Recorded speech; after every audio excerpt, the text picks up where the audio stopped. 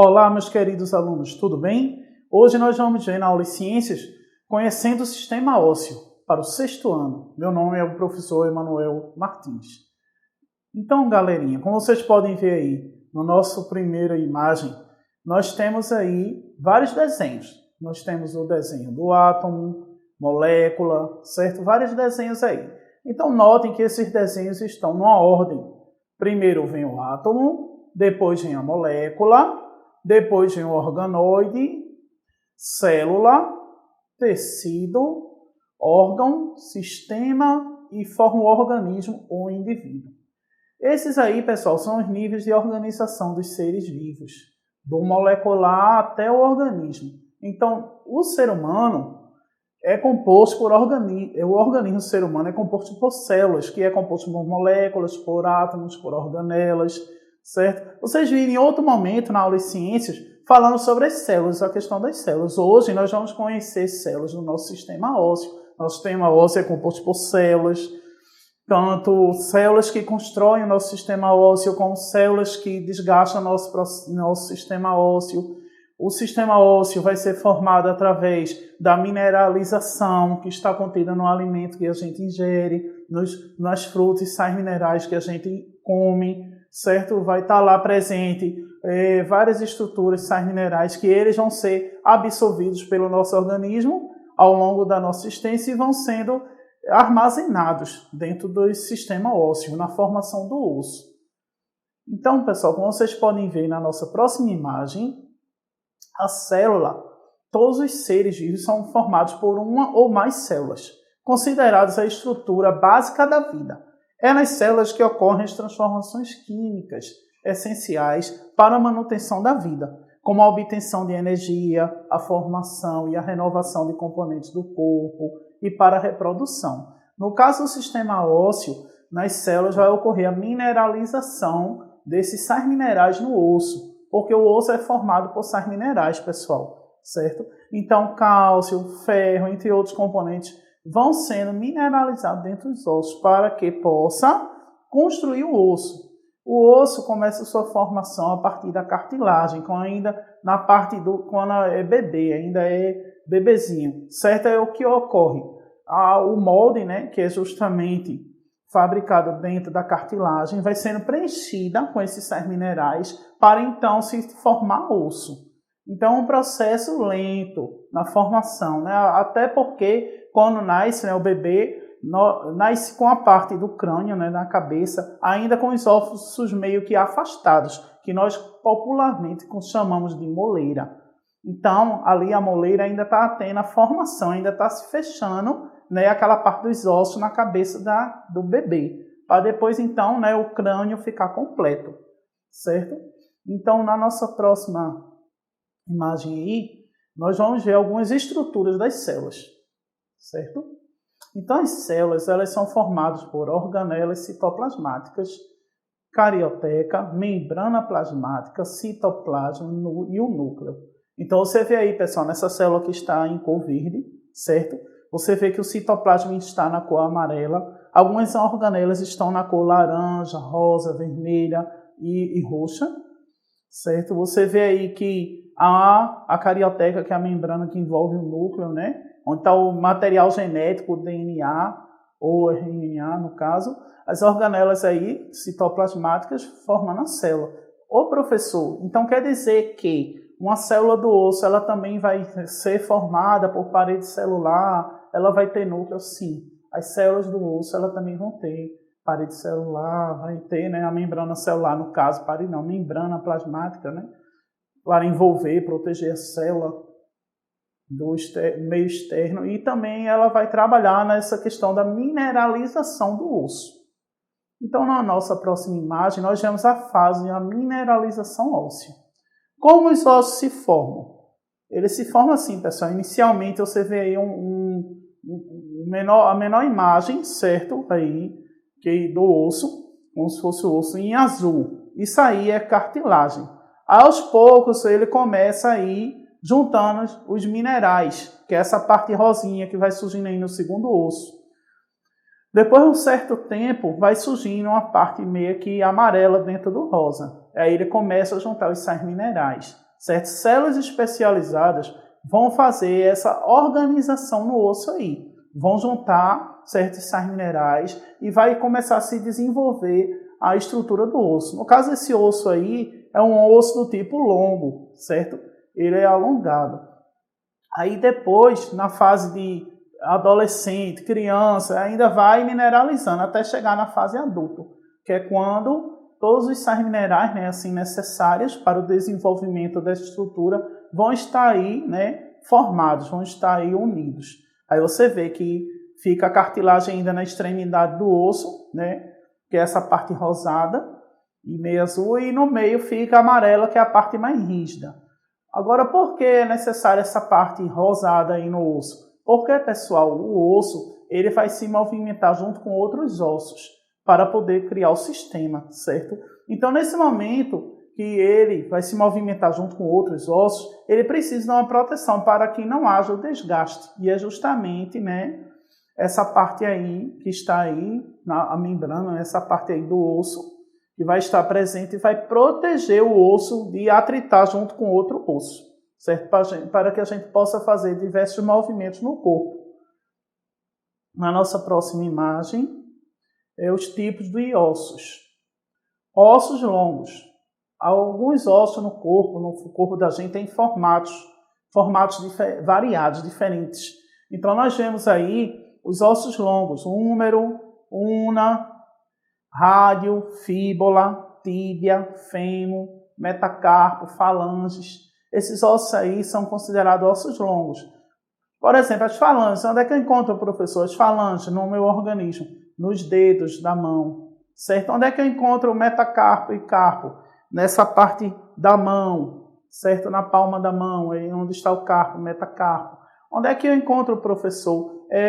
Ossos chatos. Os ossos chatos são alguns dos ossos do crânio, das costelas, o externo, que é o osso que fica no meio, entre as costelas, certo? A escápula, que é o osso que fica na parte do ombro, a parte de trás, o osso mais assim largo. Nós chamamos de ossos chatos. Esses ossos, nós chamamos eles de ossos chatos, certo? Ainda há ossos no nosso corpo que o formato dele é irregular, como, por exemplo, as vértebras. O ilíaco, que é a parte da bacia, é alguns ossos do crânio. Então, há ossos, como o da coluna vertebral, que nós chamamos de vértebras, que eles são irregulares, certo? Também tem os ossos sesamoides, que são os ossos da patela ou rótula, que é o osso que forma parte do joelho. E nós chamamos ele de patela, ou também podemos chamar ele de rótula. Também, do mesmo jeito que há ossos longos, no nosso organismo também tem ossos curtos, que são os ossos do carpo e do taço. No caso, os ossos do carpo, nessa região, e do taço lá na região do pé, que é o osso do taço, certo? Então, na nossa próxima imagem, nós vamos ver algumas imagens desses ossos. Por exemplo, o húmero, que está aí na letra A, certo? E o fêmur, são ossos longos. Aí você vê aí um osso meio que achatado na letra B, certo? Seria justamente o escápula, certo? Tem outro osso aí que você vê que é redondo, está na letra C. C e tem outro lado dele. Então, ossos do carpo, que são da mão, né? Os ossinhos da mão, antes dos dedos, desses ossos eles ficam mais juntinhos. E ao lado dele você vê um com o nome rótula, que é justamente o osso que vai estar lá no joelho, certo? Esses ossos só funcionam, pessoal, graças ao ligamento com músculos e com nervos. Eles é que vão fazer, certo, o movimento desses ossos aí.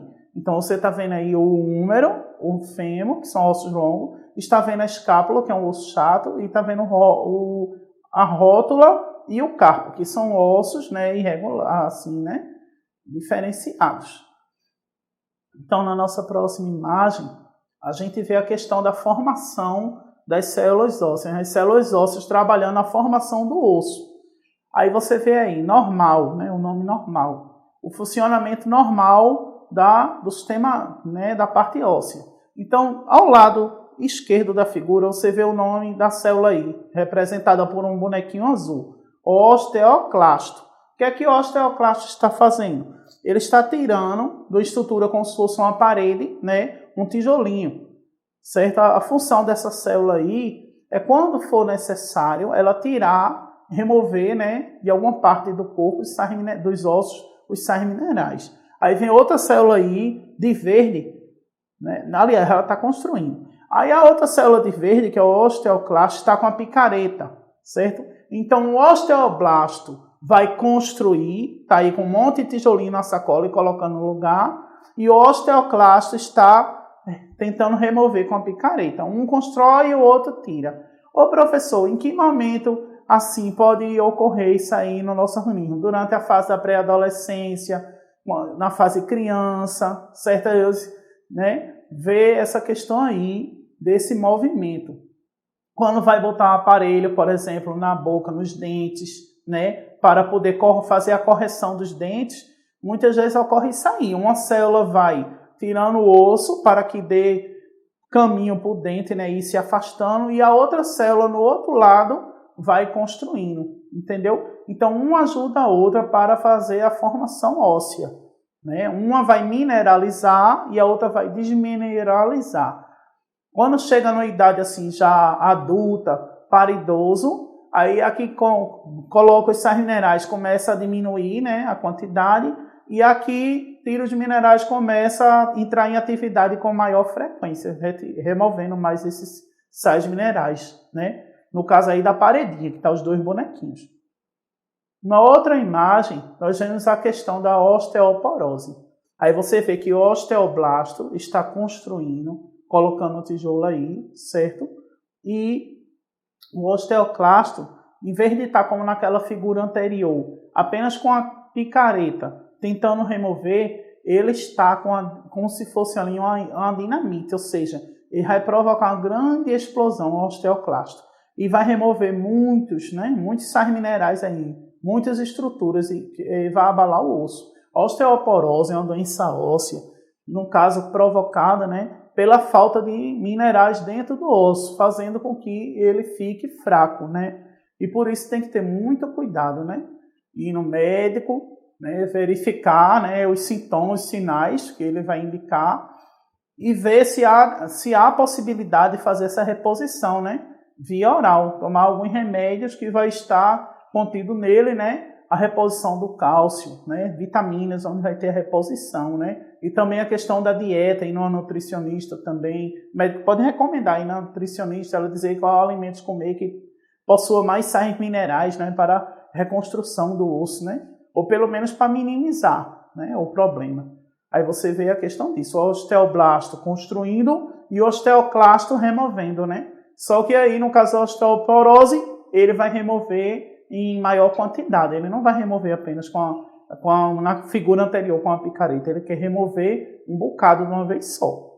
Bem, conhecendo o nosso sistema locomotor e ósseo. Então, como vocês podem ver aí na nossa imagem, nós temos aí três figuras, né? Nós temos um esqueleto ao lado esquerdo, no meio nós temos um homem com os músculos, né, mostrando a questão dos músculos, e à direita nós temos a pessoa, o outro boneco, mas com a pele, né, todo coberto.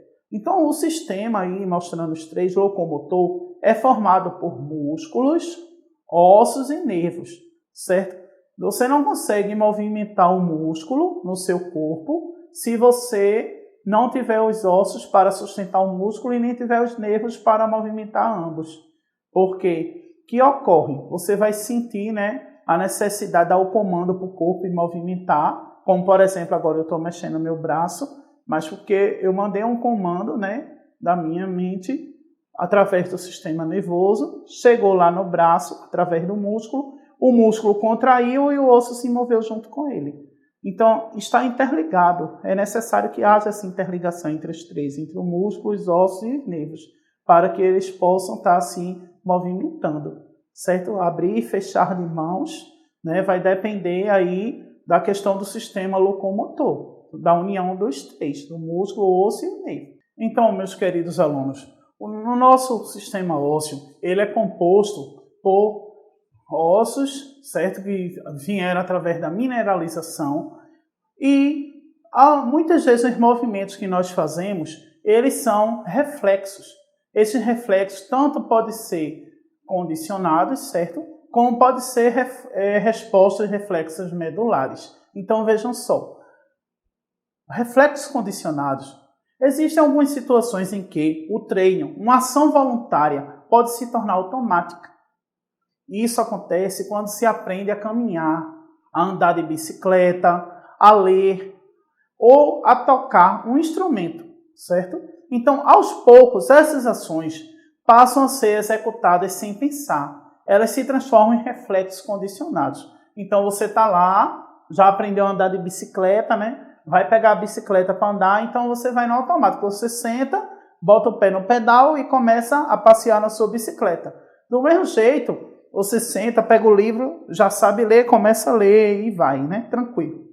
Então, esse ato de caminhar, de andar de bicicleta, de ler ou tocar instrumento, né? A gente gosta de tocar violão, outro gosta de tocar flauta, são reflexos condicionados, ou seja, você aprendeu e já está habituado a fazer esse tipo de ação. Então, o corpo termina se adaptando, passa a ser uma ação, né, voluntária, que, além de ser voluntária, passa a ser automática. Você vai automaticamente. Começou, né, uma ação, aí você vai tranquilo. Só que existem respostas e reflexos medulares. Que é isso? Resposta reflexa medular é uma resposta rápida a um estímulo. Por exemplo, quando a gente fez alguma trela e tal, aí vem a mãe da gente ou a tia, alguém e dá aquele beliscão. Aí você sente, né, e tira. Por quê? Você tem células nessa região aqui, né, células nervosas que elas vão sentir. Então vai ser um reflexo, né, você vai puxar, porque você sentiu o pinicado do beliscão. Do mesmo jeito que quando você está, por exemplo, cozinhando alguma coisa, ou vai comer algo, um hambúrguer, um cachorro quente, e está muito quente, ou esquentou a coxinha, o micro-ondas, alguma coisa, e está muito quente, você pega, aí você solta imediatamente. Por quê? Você sentiu que ao tocar, o objeto estava muito quente, certo? Então você retira a mão rapidamente. Do mesmo jeito, quando tem uma vela acesa, a gente passa a mão assim em cima e sente o calor da chama, a gente tira também, para não queimar as mãos, óbvio. Porque sentiu o quê? O calor. Então, a resposta, a reflexa medular é isso. É uma resposta que ela é rápida. Então, quando colocamos um pedaço de alimento na boca, por exemplo, imediatamente o que é que a gente faz? Começa a produzir saliva. A gente mastiga, mas quando a gente bota na boca, a boca começa a produzir saliva. Então, essas ações nós não controlamos, certo? Ou seja, elas são involuntárias. Então, se a gente observar, reflexo condicionado é uma ação voluntária, certo? Que vai depender da nossa vontade. Enquanto que respostas e reflexos medulares é uma ação involuntária, não vai depender da sua vontade. Ou seja, quando você sentir o calor, tira logo a mão para não se queimar, é um reflexo. Você tirou a mão para não, né, sentir o calor para não querer se queimar. Do mesmo jeito, né, quando bota comida na boca, aí o organismo começa a produzir saliva, que é para começar a digestão, né, daquele alimento. Então, os movimentos que o corpo humano faz, certo? Então, nós fazemos movimentos de flexão, nós fazemos movimentos de extensão, e são encontrados em quase todas as articulações sinoviais ou completamente imóveis do corpo, incluindo artelhos, que é encontro, né, entre ossos e tal, tornozelos, que é próximo ao pé, joelhos, quadril, tronco, o ombro, cotovelo, punho e dedos. Então, nós fazemos movimentos com o nosso corpo. E, geralmente, quando vamos praticar algum esporte, alguma educação física, certo? Aí nós movimentamos muito, né? Nesse tempo de pandemia, ninguém pode estar, né, se expondo, aí o que é que faz? Faz atividades em casa, a gente pode acompanhar pela TV, ou pelo YouTube, ou por outros canais, né, para poder estar exercitando o corpo. Tem movimentos leves que você pode fazer em casa. Então, na nossa imagem aí, nós vamos ver células musculares, que são as células que vão colaborar, né, junto com o sistema ósseo, para poder dar um movimento ao nosso corpo.